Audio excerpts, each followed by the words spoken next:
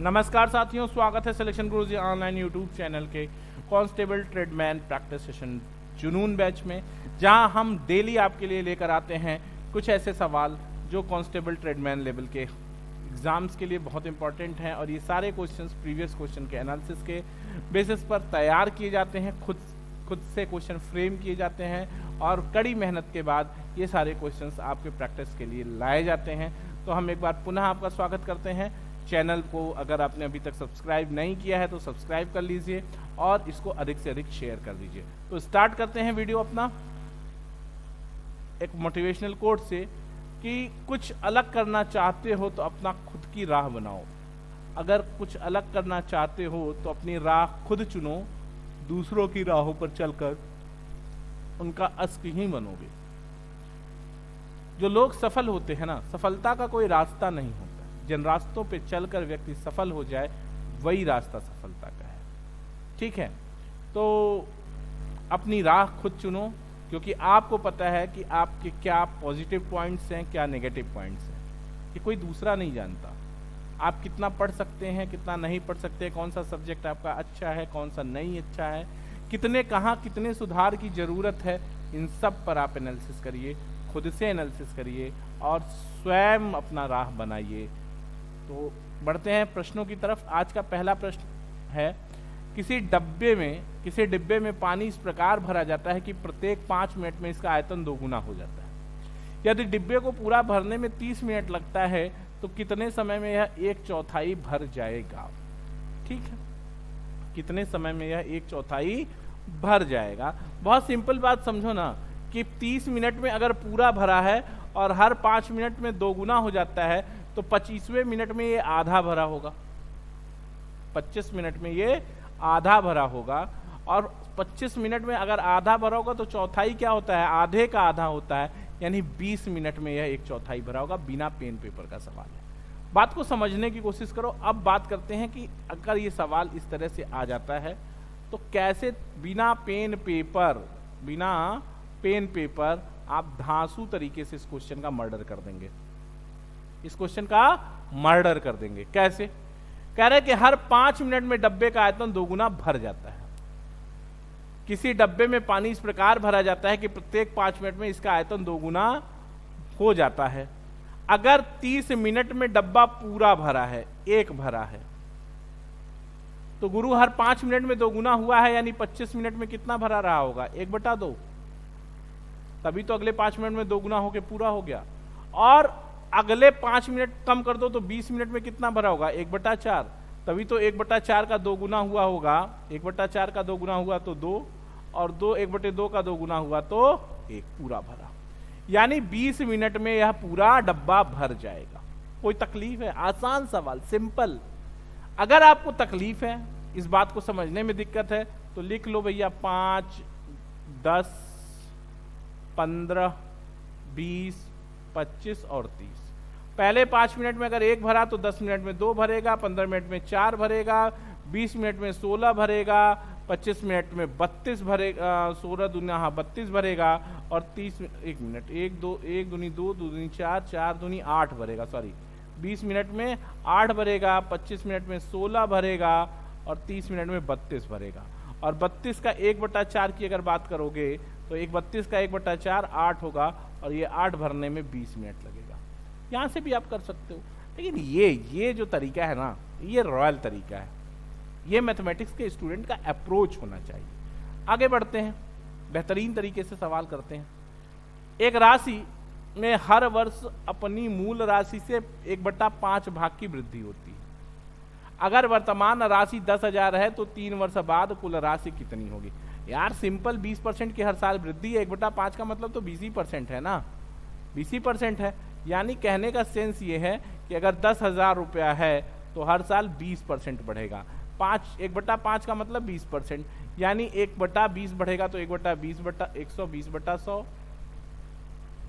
गुणित 120/100 गुणित 120/100। अब सीधा सीधा हो गया क्या मामला? 10,000 गुणित 6/5 गुणित 6/5 गुणित 6/5। 5 पचे 25 पचे 125 और 125 अट्ठा 80 बार ये घटा 10,000। अच्छा अब 80 गुणिते 6 का स्क्वायर कितना हो जाएगा 216 क्यूब 216 0 8 छाक 48 की 8 हासिल 4 8 एक 8 4 12 1 8 दूनी 16 1 17 17,280 आपका ऑप्शन हो गया सी ऑप्शन। एकदम शानदार अप्रोच। अगला सवाल कह रहे हैं कि 4 सेंटीमीटर और 6 सेंटीमीटर 4 सेंटीमीटर और 6 सेंटीमीटर आंतरिक और बाह्य व्यास आंतरिक और बाह्य व्यास के एक खोखले गोले को 8 सेंटीमीटर आधार व्यास वाले शंकु में पिघलाया जाता है। शंकु की ऊंचाई क्या होगी? आसान सवाल, सिंपल ना भैया। समझो शंकु का आयतन कितना भाई, पिघलाने के बाद जो गोला पिघलाया जाएगा तो पिघलाने के बाद जो उसका आयतन होगा वो शंकु के आयतन के बराबर होगा। तो मान लिया कोई शंकु है 1/3 पाई आर दे रहा है, क्या कह रहा है 8 सेंटीमीटर आधार व्यास यानी त्रिज्या 4 का स्क्वायर और ऊंचाई मान लिया h, ये बराबर होगा उस गोले के आयतन 4/3 पाई r1 square r1 cube minus r2 cube. ठीक, अब आप देखो पाई पाई से कैंसिल 3 3 से कैंसिल और 4 चौके 16 h बराबर हो जाएगा 4 इंटू आर का क्यूब का मतलब क्या है, बड़ा वाला ले लो 6 सेंटीमीटर बाह्य त्रिज्या 216 क्यूब हो जाएगा इसका और उसका क्यूब हो जाएगा 64। 4 चौके 16 यानी 4h इज इक्वल टू अगर आप घटा दोगे तो 152 या h इज इक्वल टू करोगे तो 38। ये आपका आंसर हो जाएगा 38 पहला ऑप्शन। कोई तकलीफ नहीं, कर लोगे यहाँ तक कोई तकलीफ तो नहीं है ना सवाल में। सिंपल से सवाल है, एकदम इजी अप्रोच के क्वेश्चन सॉल्व हो रहे हैं। अब ध्यान दीजिएगा अगला सवाल ध्यान दीजिएगा। क्वेश्चन को एकदम आराम से करने की जरूरत है। एक व्यक्ति को एक दूरी तक यात्रा करने में 10 घंटे लगते हैं। अगर वह अपनी चाल 20% कम कर दे, यदि 20% कम कर दे तो उतनी ही दूरी तय करने के लिए लगने वाले समय में कितने प्रतिशत की बढ़ोतरी होगी? कुछ नहीं करना है, वृद्धि पूछ रहे हैं तो x by 100 minus x into 100 बस 20/80 गुणित 100 ये आ जाएगा आपको 25%। ये आपका सॉलिड आंसर है, आंसर ए सही है। क्लियर? अगला सवाल ध्यान देना। कह रहे हैं कि बी की कार्यक्षमता ए के कार्यक्षमता ए से दोगुनी है। बी की कार्यक्षमता ए से दोगुनी है। ए किसी काम को 15 दिन में कर सकता है। बी द्वारा काम शुरू करने के कुछ दिन बाद, बी द्वारा नहीं सॉरी, यहाँ पे इसको करेक्ट कर लीजिएगा।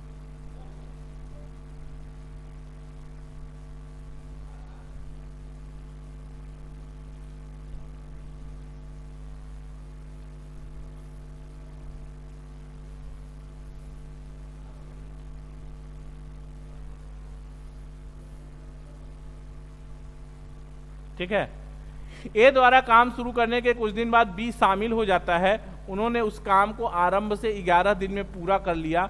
उन्होंने एक साथ मिलकर कितने दिन तक काम किया? उन्होंने एक साथ मिलकर कितने दिनों तक काम किया, यही सवाल है। कह रहे बी की क्षमता ए से दोगुनी है। चलो मान लिया ये ए हो गया, ये बी हो गया। ठीक है, अब क्या कह रहे हैं दोस्त? कह रहे हैं कि बी की क्षमता ए से दोगुनी है, यानी क्षमता की अगर बात कर ले हम तो ए अगर 1 है तो बी 2 है। ये क्षमता का अनुपात हो गया, ये क्षमता की बात हो गई। लेकिन अगर आप दिन की बात करोगे ना तो दिन क्या हो जाएगा? दिन 2 1 हो जाएगा। ठीक, अब क्या कह रहे हैं कि या तो इसको करो ही मत, ये भी कर सकते हो। क्षमता है ना, ए द्वारा किसी काम को 15 दिन में कर सकता है। क्षमता मतलब ये दिन न मत निकालो। क्षमता का क्या मतलब होता है? क्षमता एक दिन का काम होती है। तो कुल काम देख लो क्या है, कुल काम कितना है? कुल काम है कितना? 1 गुणित 15 बराबर 15, क्योंकि ए एक दिन में एक काम करेगा। तो 15 काम है दोस्त। और कह रहे हैं कि ए द्वारा काम शुरू करने के कुछ दिन बाद बी शामिल हो जाता है और उन्होंने उस काम को आरंभ से 11 दिनों में पूरा किया। ए एक दिन में कितना काम करता है? 1, और बी एक दिन में कितना काम करता है? 2। कह रहे हैं 11 दिनों तक अगर ए ने काम किया दोस्त तो 11 काम कर दिया, बचा कितना काम? यहाँ टोटल 15 काम आना है तो बचा कितना काम? 4, यानी बी 2 दिन काम कर देगा तो काम खत्म हो जाएगा।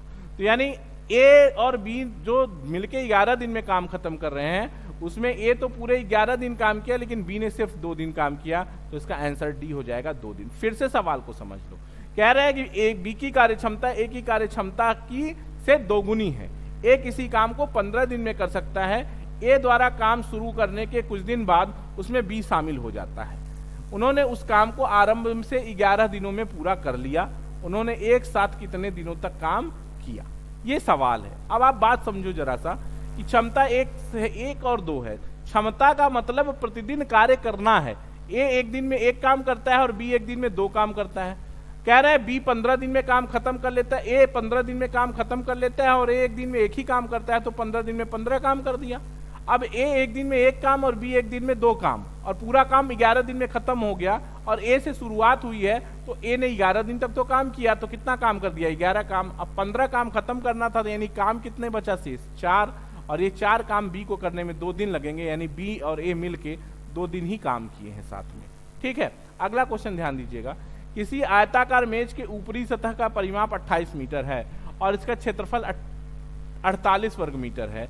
उस मेज के कर्ण की लंबाई क्या है? तो सिंपल सवाल ना, समझने की कोशिश करो। कह रहे हैं कि परिमाप क्या है, परिमाप 28 और परिमाप होता क्या है दोस्त?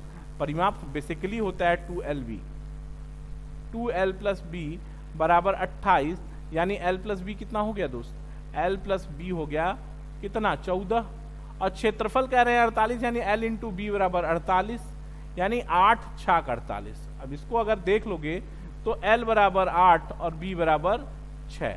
तो पूछ रहा है विकर्ण क्या होगा या कर्ण क्या होगा, तो कर्ण बराबर अंडर रूट 8 का स्क्वायर 64 और 6 का स्क्वायर 36, तो ये अंडर रूट 100, यानी कितना हो गया 10। ये आपका आंसर हो गया 10। कोई तकलीफ है यहां तक? हो गया ना, कोई समस्या नहीं। अगला क्वेश्चन ध्यान दीजिएगा। अगला क्वेश्चन कह रहे हैं कि मोहन एक व्यवसाय 35,000 रुपए से आरंभ करता है। मोहन एक व्यवसाय 35,000 रुपए से आरंभ करता है। 5 महीने के बाद सोहन उसका साझेदार बन जाता है। सोहन उसका साझेदार बन जाता है। 1 वर्ष बाद दोनों के बीच 2 संबंधे 3 के अनुपात में लाभ विभाजित किया जाता है, तो सोहन की पूंजी ज्ञात कीजिए। तो सिंपल सवाल है ना, कर लोगे आप, देख लो कैसे, क्योंकि लाभ का अनुपात जो होता है वो निवेश के अनुपात के बराबर होता है। पहले निवेश ही देख लो जरा। निवेश की अगर हम बात कर लें तो निवेश क्या हो गया, कौन है, एक मोहन है भैया और एक भैया क्या है, सोहन। कह रहे हैं मोहन भैया 35,000 रुपया लेके आए थे, 12 महीना मेहनत किए।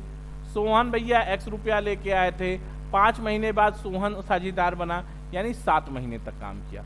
यह जो रेशियो होगा, अनुपात होगा, वो होगा 35,000 गुणित 12 बटा x गुणित 7 बराबर लाभ के अनुपात 2/3 के। 7 से अब काटना अगर चाहें तो 7 पचे 35, 5,000 तो यही खत्म हो गया। अब 5 दूनी 10 और 10 तिहाई 30,000, तो 2x बराबर ये 12 है यार, सॉरी 2 नहीं 12 है, तो 12 पचे 60 और 60 तिया 180, और 180 का आधा हो जाएगा 90। 35,000 है ना, ध्यान दो।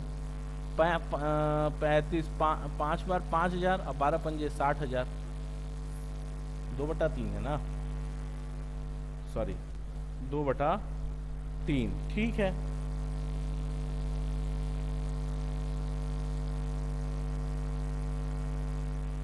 अच्छा, ये सवाल जो है ना, ये 35,000 नहीं है, 3500 है। ठीक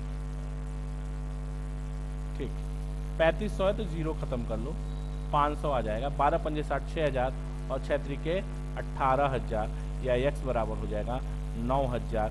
यही सोहन भैया का पैसा था। ठीक है, कोई तकलीफ नहीं ना, कर लोगे। अगला क्वेश्चन ध्यान दो। अगला क्वेश्चन कह रहे हैं कि चीनी के भाव में 25% की कमी होने के कारण कोई ग्राहक 360 रुपए में 7 सही 1/2 7 सही 1/2 kg, 1 मिनट मैं इसको सही कर दूं, थोड़ा सा गलत है ये।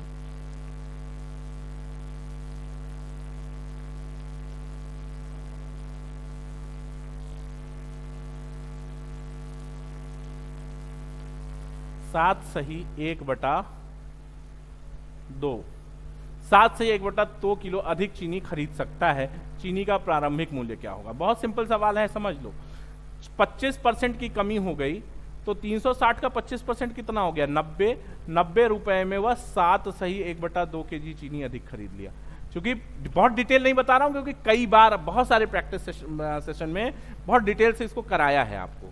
तो 7.5 किलो चीनी, कह रहे हैं कि चीनी के भाव में 25% की कमी होने पर कोई ग्राहक 360 रुपए, 25% मतलब 90 रुपया हो गया। 90 रुपए में 360 रुपए में 7 सही 1/2 किलो चीनी अधिक खरीद पाता है। ये जो अधिक खरीद पाएगा ये इसके 25% कमी के कारण खरीद पाएगा, और ये 25% 90 रुपए के बराबर है। यानी 15/2 kg चीनी कोई आदमी 90 रुपए में खरीद पाता है। तो 1 kg चीनी कितने में खरीदेगा भाई? 12 रुपए में खरीदेगा। कितने में? 12 रुपए में। और ये 12 रुपए किसके बराबर है? 75% के बराबर है। तो 100% सीपी 100% कितना हो जाएगा? प्रारंभिक मूल्य बराबर हो जाएगा 75% बराबर अगर 12 है तो 100% बराबर 16 रुपया हो जाएगा। सॉल्व कर लेंगे आप आराम से। ऑप्शन ए सही हो जाएगा, 16 रुपए। कोई दिक्कत नहीं है, यहाँ तक कोई तकलीफ नहीं होगी। और मैं समझता हूँ कि आपको बात भी बहुत अच्छे से समझ में आ रही होगी, क्वेश्चन समझ में आ रहे होंगे। और अगर आपको सब कुछ अच्छा लग रहा है, हमारा वीडियो अच्छा लग रहा है, हमारे पढ़ाने का तरीका, मेथड, ये सब अच्छा लग रहा है, तो आप जो है हमारे चैनल को सब्सक्राइब कर लीजिए और अधिक से अधिक शेयर करिए। तो बढ़ते हैं अगले सवाल की तरफ। अगला क्वेश्चन क्या कह रहे हैं कि यदि वृत्त का क्षेत्रफल 19% घटाया जाता है तब उसकी त्रिज्या कितने प्रतिशत घटानी पड़ेगी? बहुत सिंपल सवाल है, इसको ऑप्शन से करना है दोस्त। इसको कैसे करना है? By option hit and trial. इस मेथड को कहते हैं हिट एंड ट्रायल। क्या? 8 को उठाओ, 8 8 16, 8 बार अगर त्रिज्या है ना, पाई आर स्क्वायर होता है। यहां फॉर्मूला लगेगा क्या? x + y + y xy 100। क्या मतलब है? 8 8 16 और फिर 8 × 8 = 64.6, 19 नहीं आया। 10 10 20 और 20 - 1 19, ये हो सकता है। देखो 10 घटा रहे हैं, -10 -10 प्लस -10 गुणित -10 बटा 100, यानी -20 + 1 = -19%। 19% की कमी, ये कहाँ, ये सॉरी 10%, सॉरी 10% की कमी करेंगे तब जाके 10% की कमी त्रिज्या में होगी तो क्षेत्रफल में 19% की कमी दर्ज होगी। क्लियर है मेरी बात? अगला सवाल ध्यान दीजिएगा। एक व्यापारी अपने सामान को क्रय मूल्य से 30% बढ़ाकर अधिक अंकित करता है, फिर उस पर 20% छूट देता है।